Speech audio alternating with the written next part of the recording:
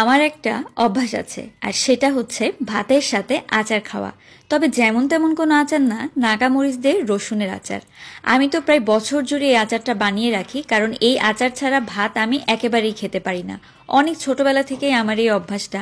আর এই আচারটা খেতে এত বেশি ভালো হয়, এর সুঘ্রাণেই আপনাদের এক প্লেট ভাত এমনিতেই খাওয়া হয়ে যাবে। তো চলুন আচারটা কিভাবে আমি তৈরি করি সেটাই আপনাদেরকে দেখিয়ে দিই। প্রথমে 1 কাপ পরিমাণ সরিষার তেলের মধ্যে দিয়ে দিচ্ছি এখানে প্রায় 1 টেবিল চামচ পরিমাণে রসুনের পেস্ট। এটাকে ভালো করে কিছুক্ষণের জন্য একটু ভেজে নিব। তারপর এখানে দিয়ে দিব রসুন।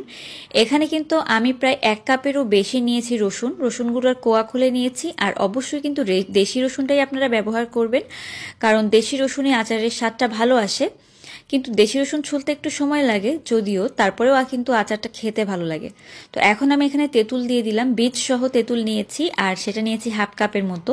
তো তেঁতুলটা দেওয়ার পরে ভালোভাবে কিন্তু এই রসুনের সাথে কিছুক্ষণের জন্য একটু ভেজে নিতে হবে, যেহেতু দেশি রসুন সেদ্ধ হতে একটু সময় লাগে। তো তেঁতুল, ভিনেগার এগুলো দিলে কিন্তু খুব তাড়াতাড়ি সেদ্ধ হয়ে যাবে।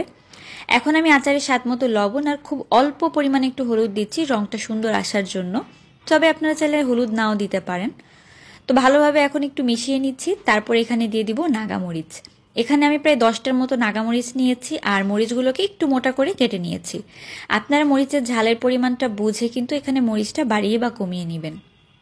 তো এখন মরিচটা দেওয়ার পরে অনবরত এটাকে নাড়তে হবে। আর মরিচ দেওয়ার আগে কিন্তু রসুনটাকে অর্ধেক সেদ্ধ করে নেবেন, কারণ মরিচটা তাড়াতাড়ি গলে যাবে। তো এই পর্যায়ে আমি দিয়ে দিচ্ছি 2 টেবিল চামচের মতো হলুদ সরিষা পেস্ট। এটাকে কিন্তু আমি ভিনেগার দিয়ে একদম সুন্দর করে ব্লেন্ডারে ব্লেন্ড করে নিয়েছি।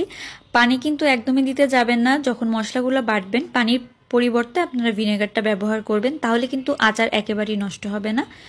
তো ভালোভাবে আমি নেড়েচেড়ে এই হলুদ সরিষাটাকে মিশিয়ে নিচ্ছি। আর এভাবে কিন্তু এখন নাড়তে থাকতে হবে, তা না হলে নিচের দিকে লেগে যাবে। যখনই দেখবেন খুব একটা নিচের দিকে লেগে যাচ্ছে, খুব অল্প পরিমাণে একটু ভিনেগার দিবেন, তাহলেই হবে। তো এরকম নাড়তে নাড়তে কিন্তু আমি এখানে দিয়ে দিব লেবুর রস। লেবুর রসটা কিন্তু অবশ্যই দিবেন, আর লেবুর রস দিলে কিন্তু আচারের স্বাদটা বেশ ভালো আসে। তো লেবুর রস দেওয়ার পরে আমি আবারও নেড়েচেড়ে মিশিয়ে নিচ্ছি। লেবুর রস দিয়েছি আমি একটা লেবু এখানে।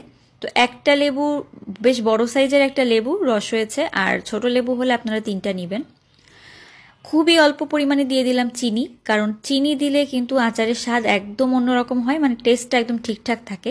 চিনি এমনভাবে দিয়েছি যেন একদমই মিষ্টি না হয়, তবে স্বাদটা ঠিক থাকে। 1/2 চামচেরও কম আমি চিনি এখানে ব্যবহার করেছি।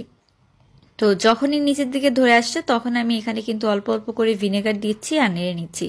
এতে করে আচারটা নিচের দিকে যেমন লাগবে না, অনেক দিন পর্যন্ত আপনারা এটাকে বানিয়ে বয়মে সংরক্ষণ করে রাখতে পারবেন। ভিনেগার দিলে আচার আপনারা বাইরে রেখেই খেতে পারবেন পুরো